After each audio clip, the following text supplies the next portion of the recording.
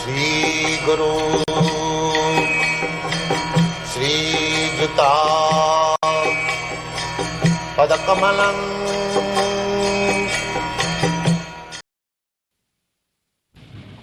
Now,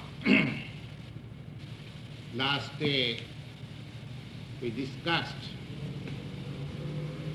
on the last verse of the third chapter of Bhagavad Gita. Now today we shall begin the fourth chapter. Evam buddhi parang buddhya samsubhyatmana atmana jahi satru mahabaho kamarupam durasadam. We have discussed this point that our material bondage is due to hankering and lust for dominating over the resources of man. We are, in a sense, we are pure soul,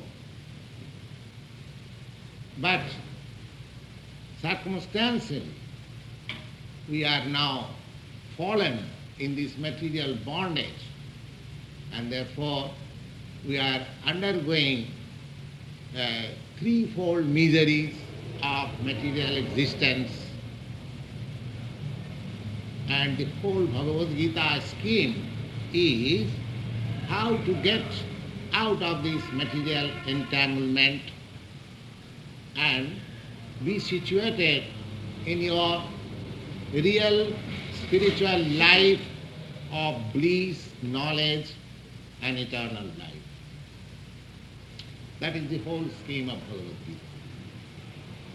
Now in the first chapter, I am just making a summary of the three chapters which we have already finished.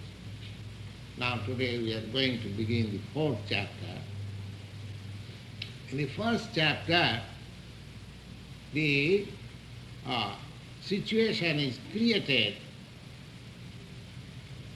just like we are ordinarily entangled in family affairs. Jashatha buddhi kunapeti dhaptu. The bondage of accepting this material body as myself and the extension of bodily relation is accepted as my kinsman, and the land in which the body is got, that land is supposed to be worshipable.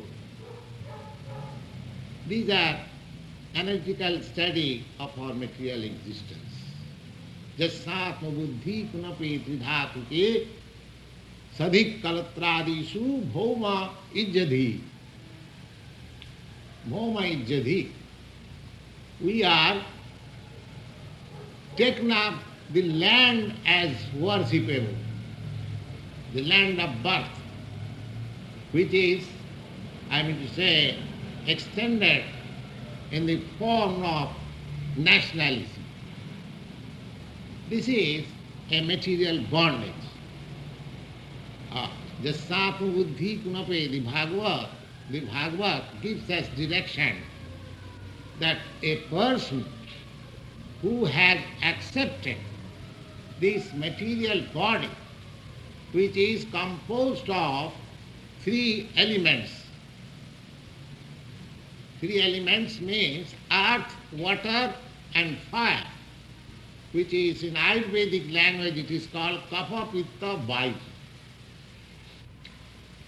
Now, one who has accepted this material body as his self, and one who has accepted the extension of this material body. Extension of this material body means the byproduct, the children and the wife with whom we have got this connection with this material body, and the relatives. You go on extending in that way. So, jasatu buddhi kunapeti dhatuke sadhik kalatradisu bhoma ijjadhi. Bhoma means the land. Ijjadhi. Ijjadhi means worshipper. Jasatu buddhi kunapeti dhatuke sadhik kalatradisu bhoma ijjadhi jattitha buddhi salile. Of course, in your country, there is no holy land of pilgrimage. In India, there are many holy lands of pilgrimage, just like Prayag, Vrindavan, Gaya. You have also got in the water of Jordan. Christian people, they go and they take their bath. Similarly, in India, the river Ganges and the Jamuna, Godavari, Kaveri, there are many rivers. So Dachittha Buddhi Salile. Now, somebody goes to holy land and takes bath only and comes back. Dachittha Salile. Salile means water. One who has accepted the holy land of pilgrimage, the water. Jattitthavaddi salile natad janesu avigyesu. But they have no interest with persons who are actually experienced in spiritual consciousness of life. In the Holy Land, especially in India, you will find there are many sages and saints. They are living there and culturing spiritual knowledge. And one should go there. If they are at all interested to go to Holy Land, they should find out such men where they are sitting, what they are doing, and take advantage of them. But people do not do that. They go there, take bath in the water, purchase some and play things for their children and clothing, and come back, and they think that we have done a great thing, travel in the Holy Land. The Bhagavad says that these men who have accepted this material body as self and the byproducts of this body as his own kinsmen and the water in the Holy Land as the end of pilgrimage, but do not take concern with men of experience.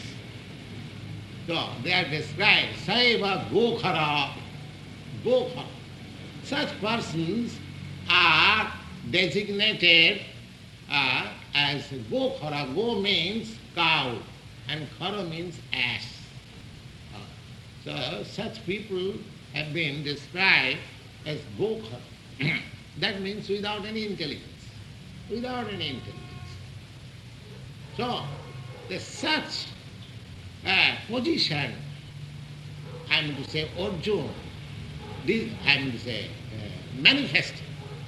He manifested himself as one of us. Otherwise, there was no possibility of speaking Bhagavad Gita. Although Arjuna, you can take your seat. Come here. Come here.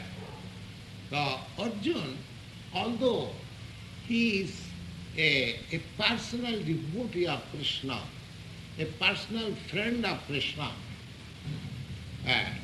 he is just like we are trying to have Krishna consciousness just to make our life perfect. Now the person who is not only Krishna conscious, but constant associate.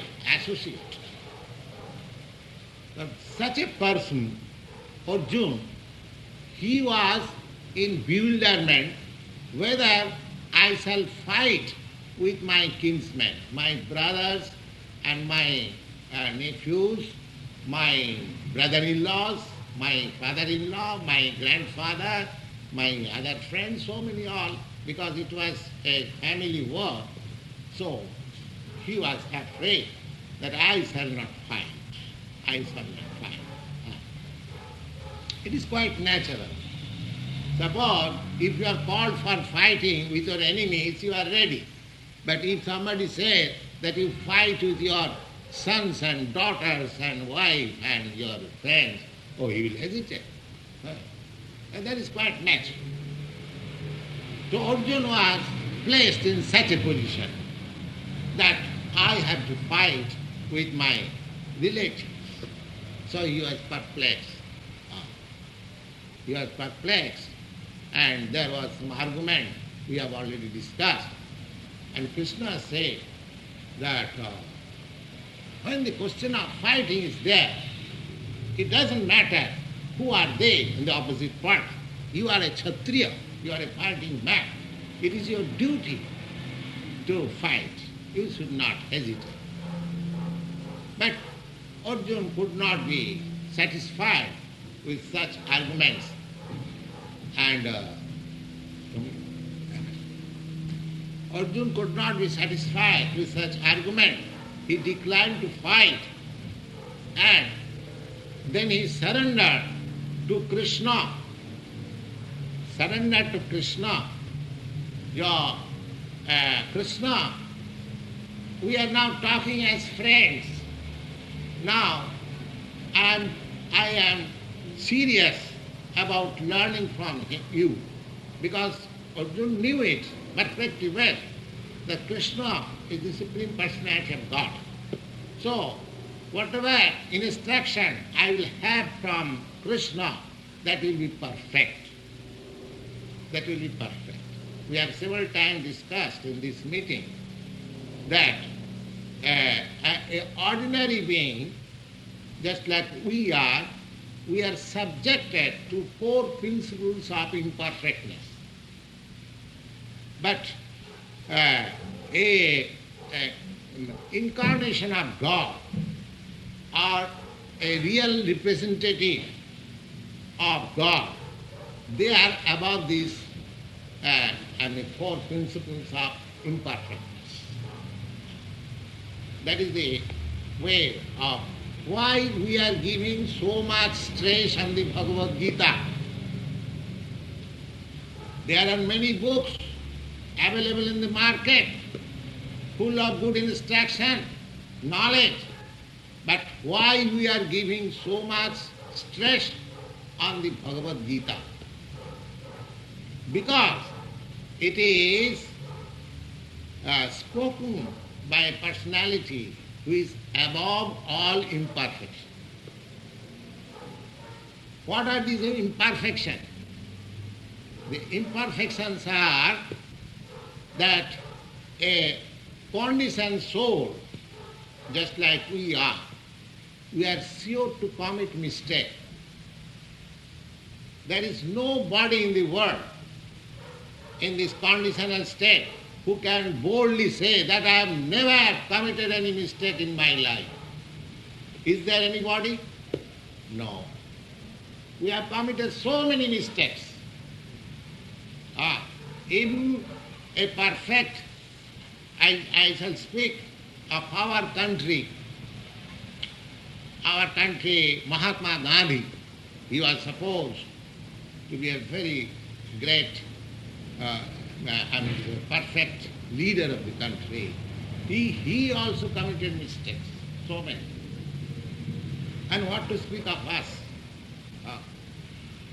What to speak of us? So, a conditioned soul is sure to commit mistake. That is one imperfection. And the next imperfection is to accept something in place of something. Just like we are accepting this body as myself, which I am not. Under this illusion, everyone is under this illusion. Nobody accepted. Jasatu buddhi kunapiti dhatuti. When you ask me, Swamiji, what you are, well, I'll say I am Indian. What sort of Indian I am? Because this body is Indian, made in India, got in India. But I am not this body. I am not this body. So this is illusion.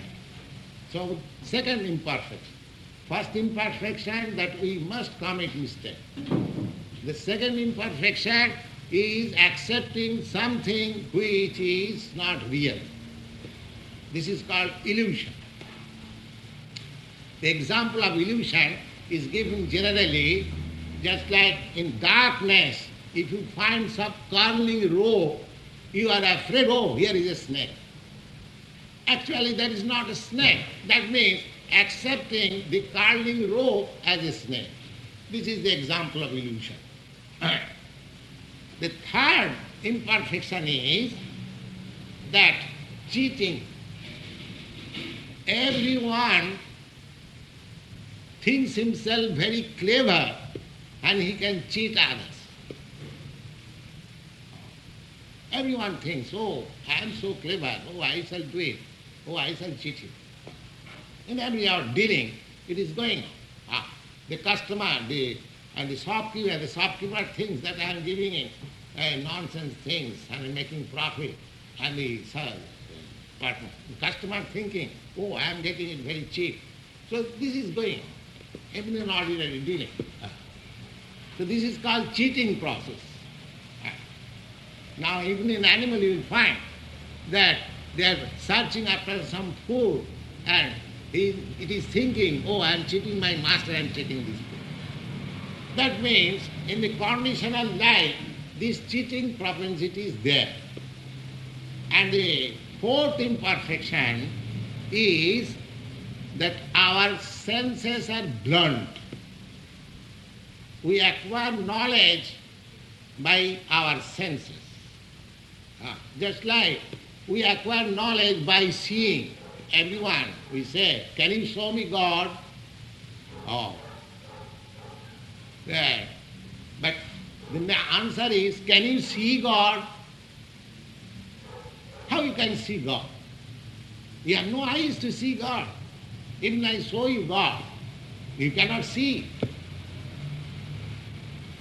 Our senses are so imperfect. Just like, take for example the eyes. The eyes, it is seeing under certain conditions. As soon as you put up this light, you cannot see. So what is the use of having these eyes? So therefore, we have got our imperfect senses, we have got cheating propensity, we are prone to commit mistake, and we accept illusory things. These four principles of imperfect is in the conditioned soul. But who is liberated soul, or who is God, they are not under these conditions. Therefore Krishna is considered to be the highest perfectional personality, and Arjuna selected him as the spiritual master. Shishasteham sadimam prapannam.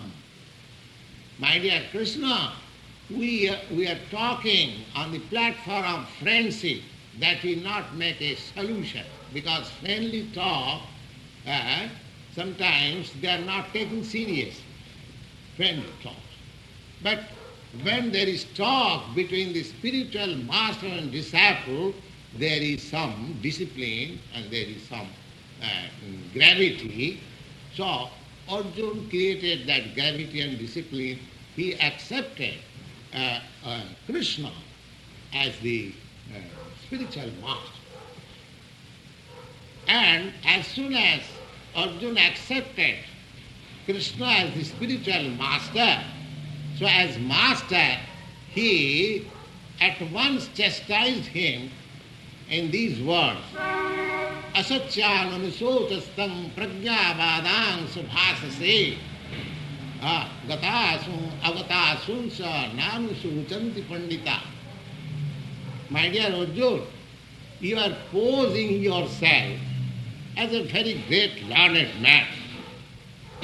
But I see that you are fool number one. You are fool number one. Why? Because you are lamenting for things which are not to be lamented. This was the first answer of Krishna. So, a person like Arjuna, he was not an ordinary person. He still, in the eyes of the perfect personality, he happened to be a fool. So this material knowledge, if anyone is very proud of his material knowledge, just like Sanatana Goswami, a great devotee of Lord Chaitanya, when he approached Lord Chaitanya, he just inquired from him, "My dear sir, people address me that I am a very great learned man, but I am such a learned man that I do not know where from I have come and where I have to go. I am such a learned man.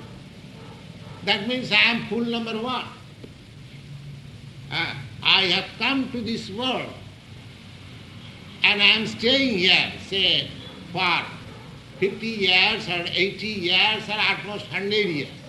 Then after finishing this period of my life, where I am going? These two things I do not know. I do not know where from I have come and where I have to go. Then what sort of learned man I am? Although I am posing myself a very learned man, I do not know my past, I do not know my future. And I am concerned with this present situation of disaster.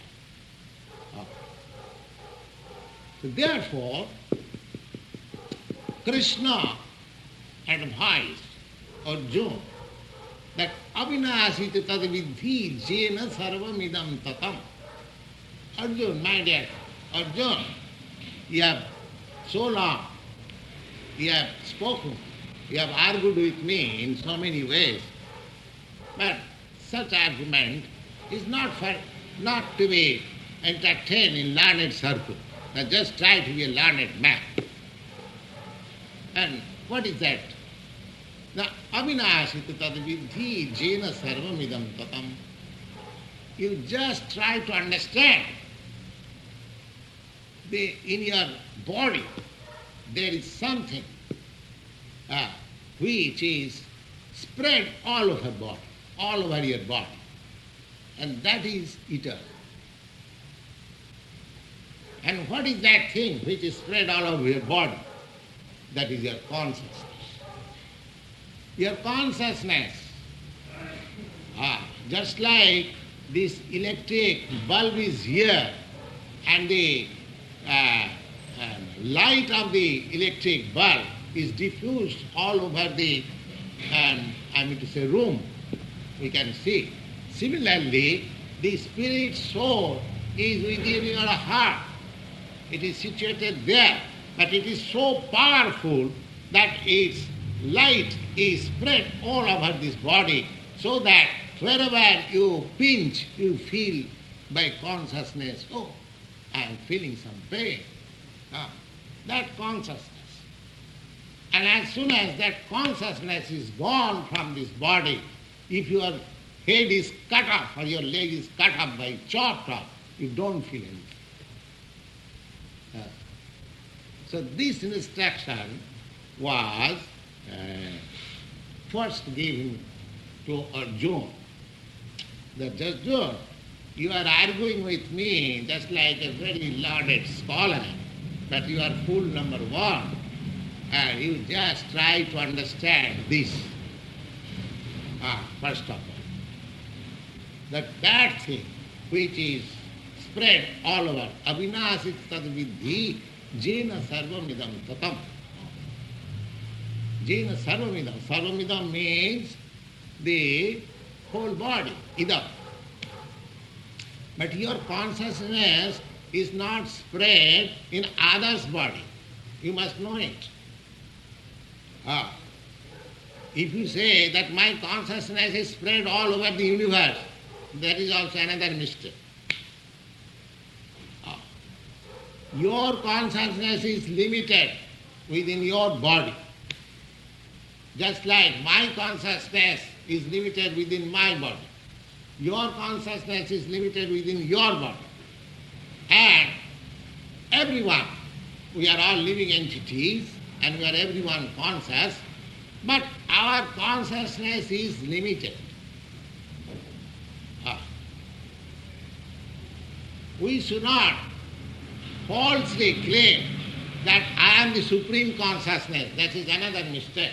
I am not the supreme consciousness. Supreme consciousness means that just like with my consciousness I can feel what is happening in my body, but with my consciousness I cannot feel what is going on in your body. Similarly, you also cannot feel what is going on in my body. But the supreme consciousness is that which can know what is going on in your body, which is going on in my body, which is going on universally, everyone's body, he knows. That is supreme consciousness. Supreme consciousness, he has distinguished in this way that in the battlefield, he first of all made this clear that, my dear Arjuna, yourself, myself, and all these people who have assembled before us for fighting, all of them as living entities, they existed and they are existing at present and they will continue to exist. They will continue to exist. That means the soul is eternal. Then he has described the nature of the soul and the nature of the body very nicely and has concluded that soul is eternal, but the body is not eternal. Antavatri me diha nitya sukta saririna. Saririna means one who possesses this body. This thing we have discussed in the second chapter, and in the third chapter, Arjuna is advised to adopt the means of karma yoga. For spiritual emancipation, we have to act on the platform of consciousness. And because we are now engaged in material engagement, it is not possible for us to at once get rid of this material consciousness, but we have gradually to get out of it, and that is called karma yoga. Karma yoga means you have to adopt this process of karma yoga in such a way that even within your material body, you shall be able to act on spiritual platform consciousness. That we have already discussed. And the last sloka and the third chapter, that he says, by intelligence we have to conquer over the formidable enemy which has captured the three strategic positions. That means the senses and the mind and intelligence. In three strategic positions, the formidable enemy, that means ignorance, that I am trying to lord it over the material nature, this ignorance. This is ignorance, because I cannot lord it over the material nature. It is impossible. I am not so powerful that I can become the master of the material nature. The whole world's activity is going on under this impression that we shall be able to conquer over the material nature. The modern scientific advancement of knowledge is aiming in that way. But it is not possible because we are not actually the master of the material nature. That is an ignorance.